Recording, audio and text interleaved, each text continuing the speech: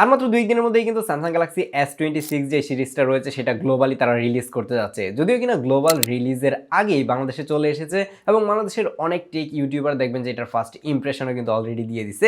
এই ব্যাপারটা খুবই মজার ছিল যে একটা ফোন গ্লোবাল রিলিজ হয় নাই, তার আগেই বাংলাদেশে চলে আসছে এবং বাংলাদেশে ভিডিও টিডিও পাবলিক হয়ে যাচ্ছে, এরকম একটা অবস্থা। কিন্তু আপনি যদি এই মুহূর্তে চিন্তা করেন যে 60,000 টাকা বাজেটে একটা অ্যান্ড্রয়েড ফোন কিনবেন, তাহলে কিন্তু আপনার লিস্টে সবার উপরে রয়েছে হচ্ছে এই স্যামসাং গ্যালাক্সি S25।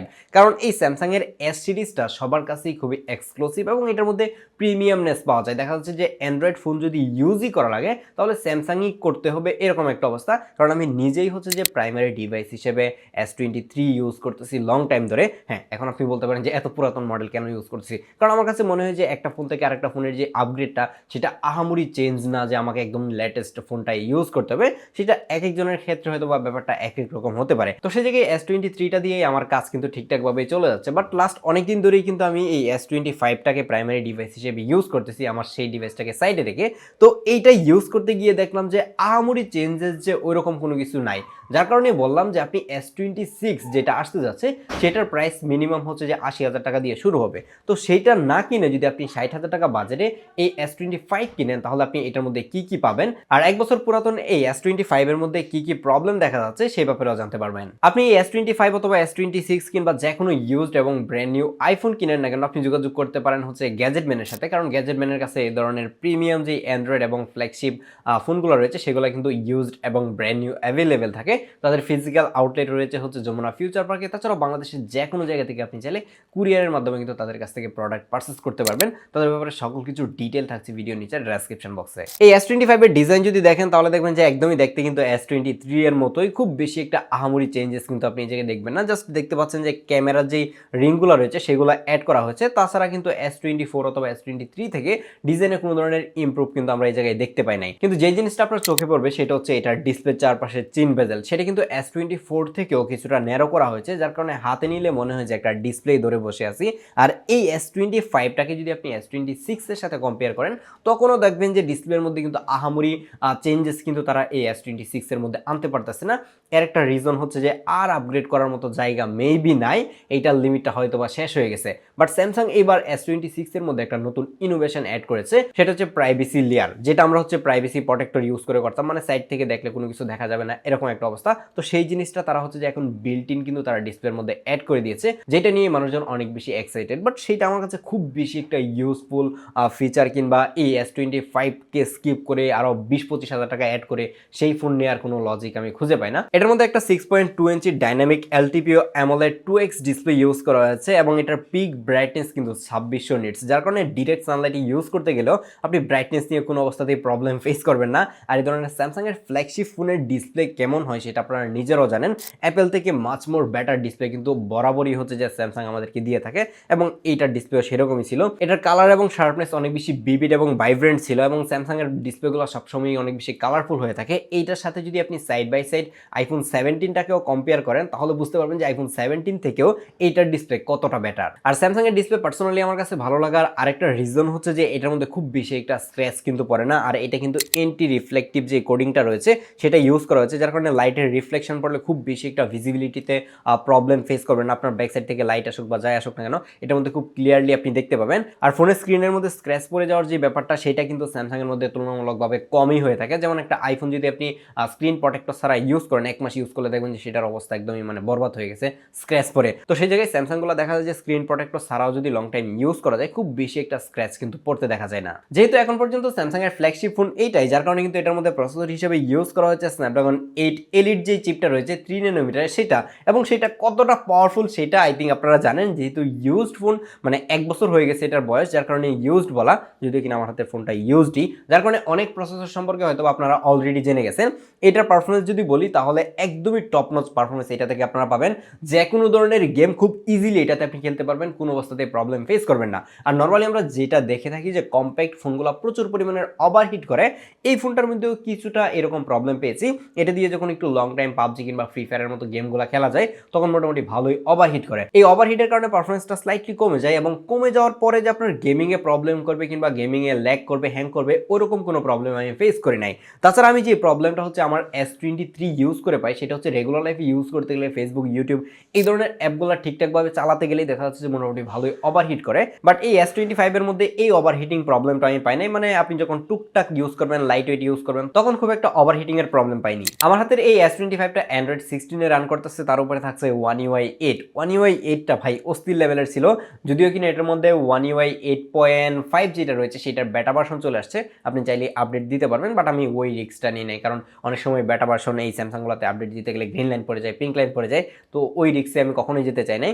এটার মধ্যে One UI 8 রয়েছে এবং One UI 8 টা চালিয়ে আমি একবারও এটার মধ্যে বাগবাল্লুকের দেখা পাই না। এবং এই জিনিসটার কারণেই স্যামসাংকে এত বেশি ভালো লাগে যে একটা সফটওয়্যার যখন তারা রিলিজ করে মোটামুটি অ্যাপেলের একটা এক্সপিরিয়েন্স দেওয়ার ট্রাই করে। যেমন আমরা আইফোনে যদি কোনো একটা সফটওয়্যার আপডেট দিই, সেটার মধ্যে খুব বেশি একটা বাগটাক কিন্তু আমরা দেখি না, টুকটাক বাগ থাকে।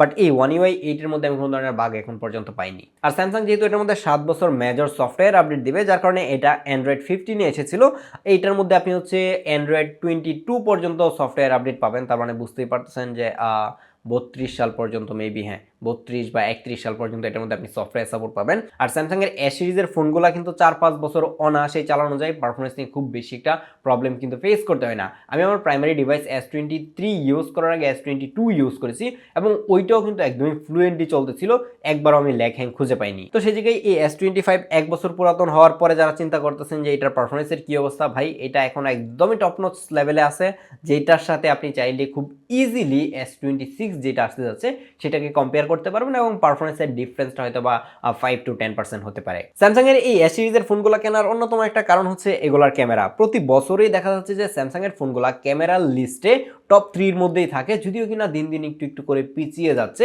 তারপরেও এই S25 এর ক্যামেরাটা যখন আমি ইউজ করতেছিলাম তখন মনে হচ্ছিল যে ভাই আমি লাখ টাকার একটা ফোন ইউজ করতেছি, যদিও কিনা অলমোস্ট লাখ টাকা দামে এটা একটা সময় সেল হতো, কিন্তু এখন প্রাইসটা অনেকটাই কমে গেছে। এবং স্যামসাংকে ভালো না লাগার একটা কারণ হচ্ছে তাদের রিসেল ভ্যালু, যে ভাই আমি 80,000-90,000 টাকা খরচ করে একটা ফোন কিনতেছি, সেটা 6 মাস চালানোর পরে কিংবা 1 বছর চালানোর পরে সেটার দাম কমে 50,000 টাকায় চলে আসতেছে। যে জায়গায় একটা আইফোন যদি 80,000 টাকায় কেনা যায়, 1 বছর চালানোর পরেও সেটা 70,000-75,000 টাকা বিক্রি করা যায়, যার কারণে স্যামসাং অনেকেই কিনতে চায় না এটার রিসেল ভ্যালুর কারণে। রিসেল ভ্যালু যেমনই হোক, ক্যামেরা কিন্তু ঠিকঠাকই রয়েছে। এই জায়গায় একটা 50 মেগাপিক্সেলের মেইন ক্যামেরা পাবেন, তার পাশে একটা 10 মেগাপিক্সেলের টেলিফোটো লেন্স পাবেন এবং 12 মেগাপিক্সেলের একটা আলট্রা ওয়াইড ক্যামেরা, এবং টেলিফোটো লেন্সটা হচ্ছে যে 3x টেলিফোটো লেন্স, এবং এইটাই কিন্তু তাদের বেস ভেরিয়েন্টের ফোনের মধ্যে দিয়ে থাকে।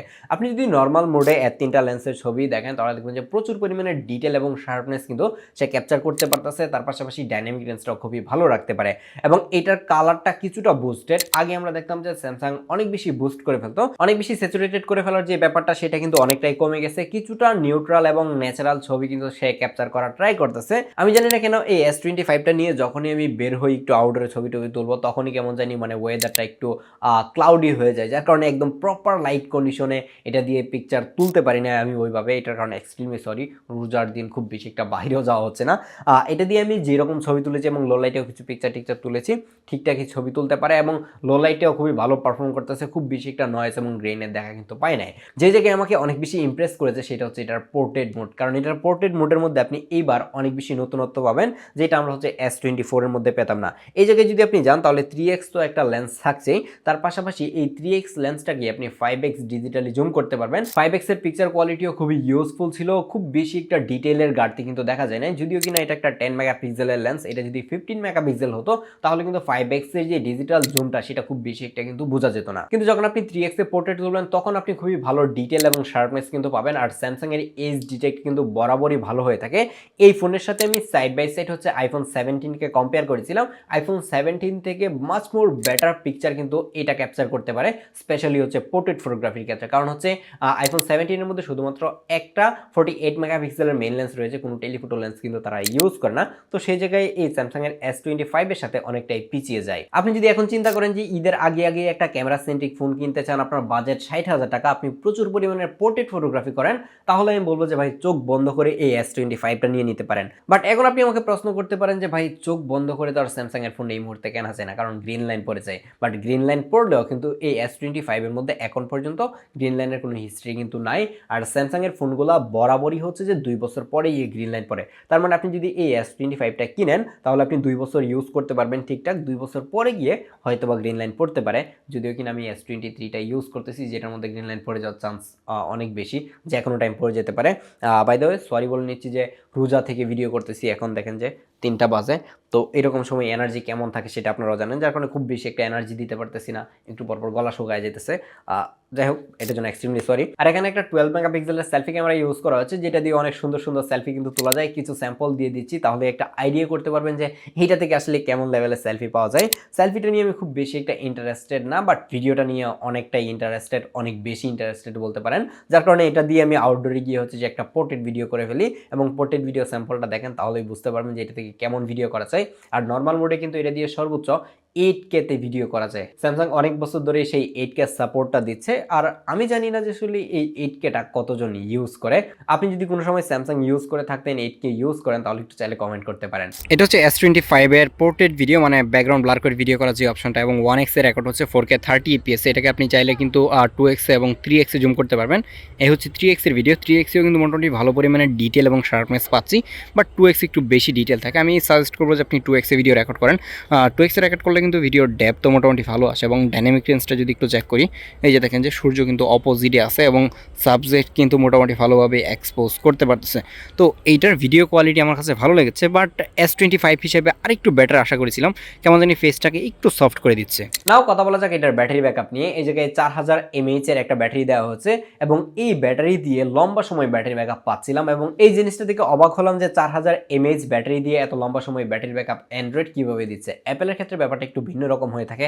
এখনও তারা দেখা যাচ্ছে যে 3400 mAh ব্যাটারি দিয়ে লম্বা সময় ব্যাটারি ব্যাকআপ দিচ্ছে, কিন্তু অ্যান্ড্রয়েডের ক্ষেত্রে জিনিসটা একটু ভিন্ন রকম হয়। যেমন হচ্ছে এখন একটা বাজেট ফোন কিনতে গেলে সেটার মধ্যে 7000 কিংবা 8000 mAh এর ব্যাটারি থাকে, সেই জায়গায় অর্ধেক ব্যাটারি হচ্ছে এই ফোনগুলোতে। তারপরেও এগুলোর স্ক্রিন অন টাইম 6-7 ঘন্টা হয়ে যায়। আমার হাতের এই S25 থেকে আমি এভারেজে 5 ঘন্টার মতো স্ক্রিন অন টাইম কিন্তু পাচ্ছিলাম। 5 ঘন্টার কিছুটা কম বেশি হতে পারে, যার কারণে এরকম কম্প্যাক্ট একটা ফোন থেকে যে ব্যাটারি ব্যাকআপ পাচ্ছিলাম সেটা মোর দেন এনাফ ছিল। যার কারণে ব্যাটারি ব্যাকআপ নিয়ে আপনাকে টেনশন করার দরকার নাই। বাট আপনি যদি আলট্রা লেভেলের কিংবা প্রো ম্যাক্স লেভেলের যে ফোনগুলো রয়েছে সেইগুলোর সাথে এটার ব্যাটারি কম্পেয়ার করেন, তখন কিন্তু আপনি হতাশ হবেন। এটার এক্সপেকটেশন এত বেশি রাখার দরকার নাই।